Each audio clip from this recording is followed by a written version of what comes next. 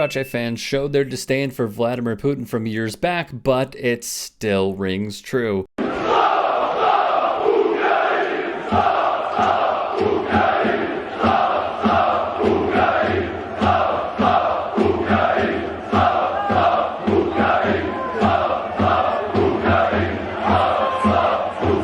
Croatian football fans chant Slava Ukraine over and over from the stands. The club is Dinamo Zagreb.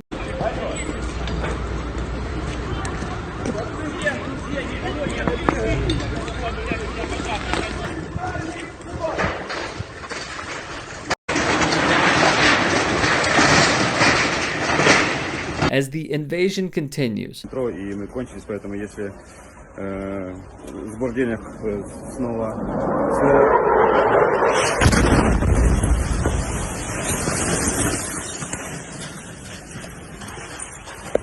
with innocent folks being attacked in Ukraine. I would now like to give the floor to His Excellency Mr. Sergei Lavrov, Minister for Foreign Affairs of the Russian Federation.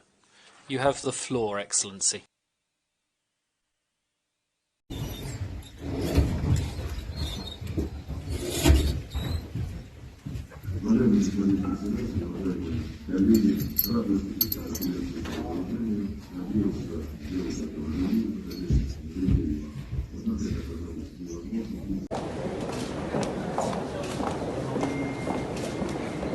Diplomats at the UN Council walk out during the Russian Foreign Minister Sergei Lavrov's speech.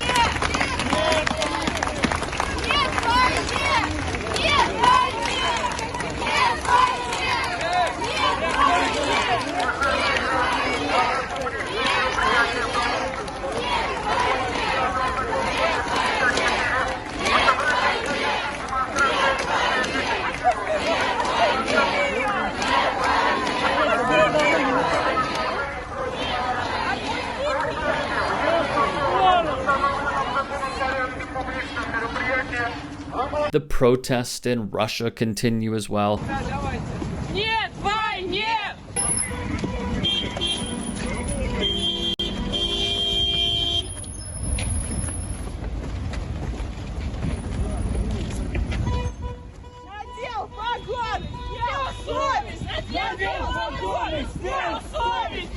With Putin's police state even locking up children who held signs. The Russian President Vladimir Putin is calling this a, quote, special military operation to protect Donbass. It is clearly bigger than that. Now, he made a surprise appearance on state television calling for the demilitarization of Ukraine, blaming the government in Kyiv for bloodshed. Whoever tries to interfere with us, and even more so to create threats for our country, our people should know that Russia's response will be immediate and will lead you to such consequences that you have never experienced in your history. As Russia's illegal invasion of Ukraine continues, the sports world also continues to react. In Portugal, Roman Yaremchuk, a Ukrainian soccer player for Benfica, was brought on as a sub. Jan Vertonghen gave Yaremchuk the captain's armband. The emotions started pouring out on the pitch as fans held up pro-Ukraine signs. Just days ago, it became official that FIFA and UEFA suspended all Russian international and club teams from their competitions, quote, until further notice.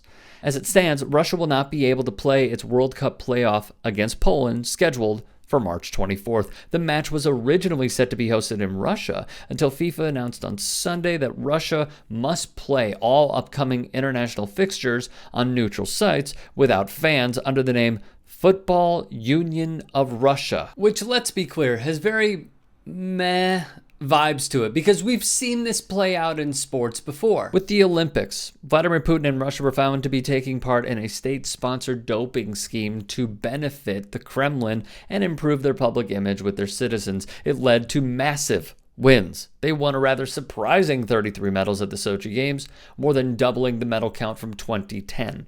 How rampant was it, though? A former Russian athlete says that 99% of the country's Olympians had used performance-enhancing drugs. An ex-Russian anti-doping agency official and his wife, fearing for their safety, took exile in the United States. The IOC, led by a crony for dictators and presidents everywhere, and Thomas Bach then allowed Russian athletes to compete under the name Russian Olympic Committee, or ROC for short.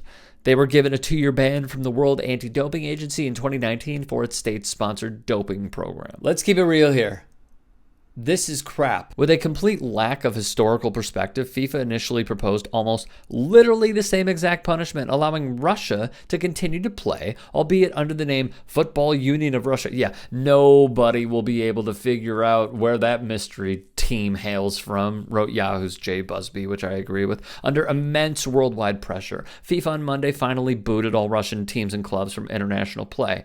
But, as he notes, it's all part of FIFA's ongoing coziness with Putin and Russia, which hosted the 2018 World Cup. The bidding process for that event and Qatar later this year was part of a literal worldwide conspiracy, a corrupt cash for votes enterprise that ensnared multiple FIFA members and resulted in a substantial turnover at the top of FIFA. As Gab Marcotti of ESPN wrote, FIFA and the confederations wanted to make sure they had enough public support, and most likely they knew they were going to get it. But they had to go through a process. They wanted more member associations to come out in the open in support of a ban, and that happened almost immediately. They got further support on Monday when the IOC issued its own statement requesting that Russia be banned. Now, the IOC isn't the UN, but it's a major global organization. At that point, the FIFA Bureau felt empowered to proceed from a legal perspective as well. Now, here's the thing.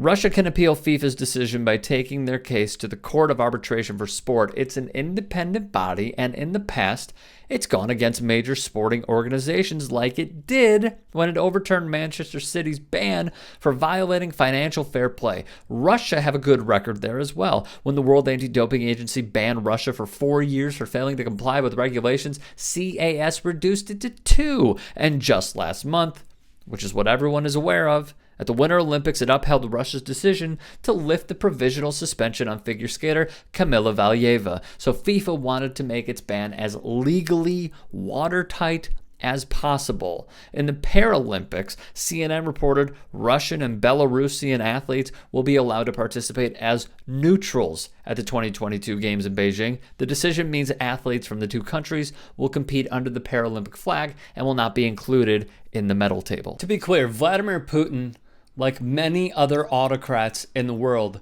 use sports as a tool for propaganda. Although this is what appears to be the bare minimum, it's at least a start.